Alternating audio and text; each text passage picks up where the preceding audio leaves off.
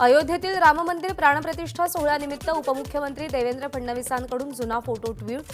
अयोध्येमध्ये जाणाऱ्या कारसेवकांचा नागपूर रेल्वे स्थानकावरचा जुना photo share.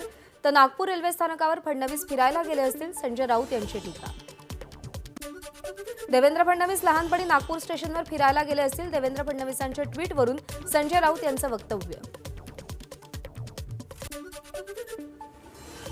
रामजन्मभूमीवरून झालेल्या वादविवादांना आता तिलांजली द्यावी। दोन वेगवेगळ्या समाज घटकांमध्ये आलेली कटुता संपायला हवी, सरसंघचालक मोहन भागवत यांचं आवाहन। 16 जानेवारीपासून सुरू झालेल्या प्राणप्रतिष्ठा सोहळ्याच्या विधिवत पूजेचा आज 6वा दिवस। विधिवत होम हवन आणि पूजेचं आयोजन। उद्याच्या प्राणप्रतिष्ठा सोहळ्यासाठी अयोध्येमध्ये 7140 खास निमंत्रित, 112 परदेशी पाहुण्यांचा समावेश। रामनगरीमध्ये उतरणार 150 चार्टर्ड प्लेन्स।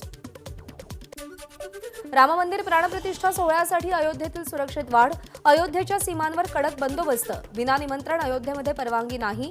ड्रोनच्या माध्यमातून शहरातल्या कोपऱ्यावर नजर। राम मंदिर सोहळ्याच्या पार्श्वभूमीवर चंदीगड सजलं, ठिकठिकाणी आकर्षक विद्युत रोषणाई। अयोध्येतील राम मंदिर प्राणप्रतिष्ठा सोहळ्यानिमित्त नागपूरमध्ये भव्य शोभायात्रेचं आयोजन। अनेक महिलांचा शोभायात्रेत सहभाग। प्रभू श्रीरामाच्या आगमनानिमित्त लातूर सजलं, पताका, आकाशकंदील आणि आकर्षक विद्युत रोषणाईनं गंजगोलाई परिसर उजळला।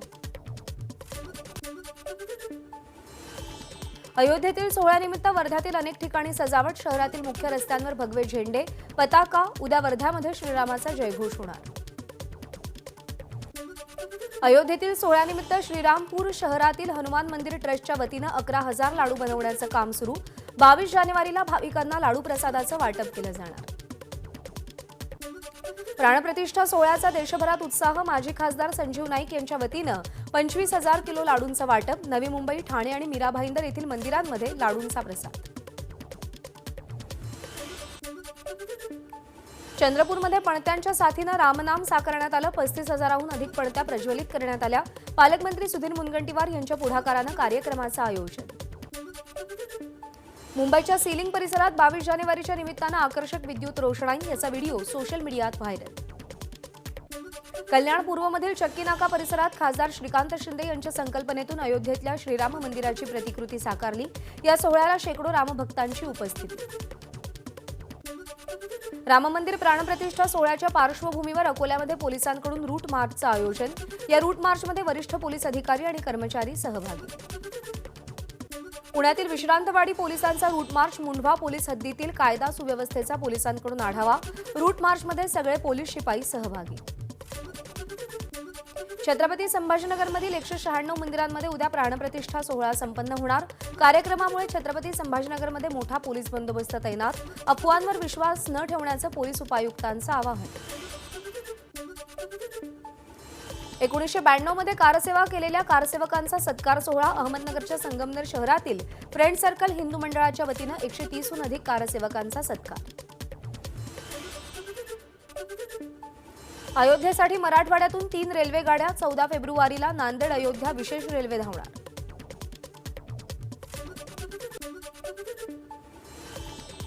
बावीस जानेवारीची सुट्टी रद्द करा। विधी शाखेच्या विद्यार्थ्यांकडून जनहित याचिका दाखल। याचिकेवर सुनावणी सुरू। उपमुख्यमंत्री देवेंद्र फडणवीसांनी रामजन्मभूमी आंदोलनातलं गीत गायलं। नागपुरातल्या कार्यक्रमात फडणवीसांचं गायन।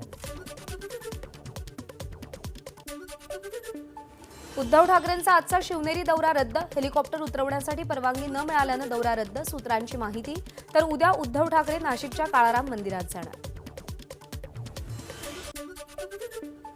ठाण्यातील मासुंदा तलावात महाआरतीचं आयोजन। मुख्यमंत्री एकनाथ शिंदेंकडून सपत्नीक महाआरती। आमदार प्रताप सरनाईकांसह अनेक रामभक्त उपस्थित। उपमुख्यमंत्री अजित पवार बारामती दौऱ्यावर। अजित पवारांकडून सकाळपासून शहरात विविध विकास कामांची पाहणी। मराठा आरक्षणावरती सरकार सकारात्मक। मनोज जरांगेंनी आंदोलन थांबवलं पाहिजे, मुख्यमंत्री एकनाथ शिंदेंचं आवाहन। मराठा समाजानं सरकारला 7 महिने वेळ दिला। 26 तारखेच्या आत सरकारनं तोडगा काढावा, मनोज जरांगेंचं वक्तव्य। मनोज जरांगेंच्या मुंबई आंदोलनाचा आज दुसरा दिवस. आज बीडमधला मुक्काम संपून जरांगे मुंबईच्या दिशेने मार्गस्थ होणार. मनोज जरांगेंचे वडील रावसाहेब जरांगेंनी मनोज जरांगेंची भेट घेतली. बीडमधील मातोरी गावच्या शिवारात बाप लेकाची भेट. जरांगेंचा आजचा मुक्काम अहमदनगरच्या बाराबाभळीमध्ये. या पार्श्वभूमीवर अहमदनगरमध्ये मोठा पोलीस बंदोबस्तही तैनात.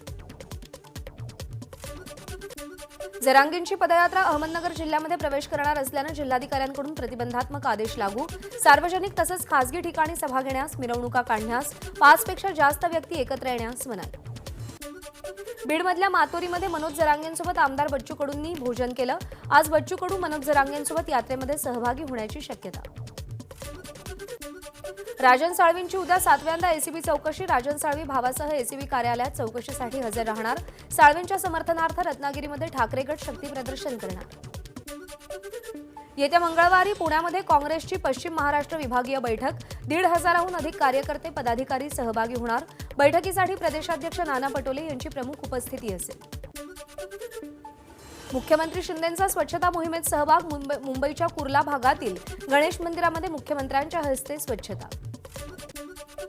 नाशिकच्या सटाणामधील देव मामलेदार यशवंतराव महाराज मंदिरामध्ये स्वच्छता मोहीम. आध्यात्मिक विकास आघाडीचे प्रदेशाध्यक्ष आचार्य तुषार भोसले स्वच्छता मोहिमेत सहभागी. आज मुंबई मॅरेथॉनचं आयोजन. मुंबई मॅरेथॉनच्या निमित्तानं मुंबईतील अनेक मार्ग वाहतुकीसाठी बंद. पहाटेपासून मुंबई मॅरेथॉनमधल्या वेगवेगळ्या शर्यतींना सुरुवात. मॅरेथॉनमध्ये 59,000हून अधिक नागरिकांचा सहभाग.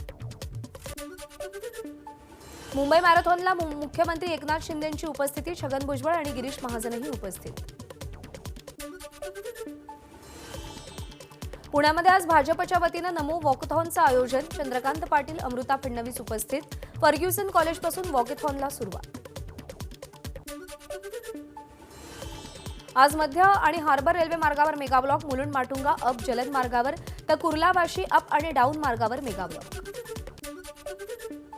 अटल सेतूवरील फोटोशूट काही केल्या थांबेना. फोटोशूटसाठी वाहनं थांबवून नागरिकांची गर्दी. पुढचे 5 ते 7 दिवस राज्यामध्ये थंडी कायम राहील. उत्तर मध्य महाराष्ट्र, उत्तर कोकणमध्ये तापमानात घट होण्याची शक्यता.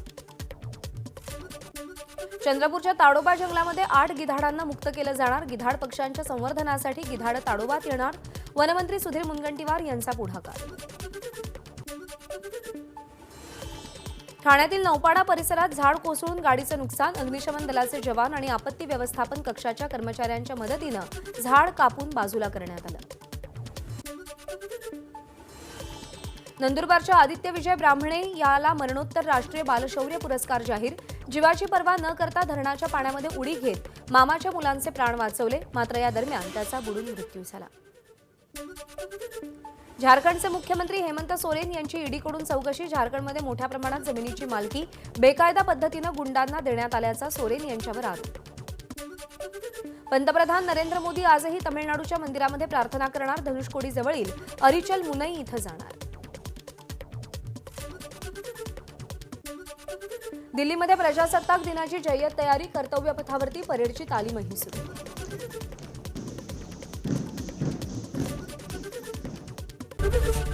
एबीपी माझा, उघडा डोळे बघा नीट.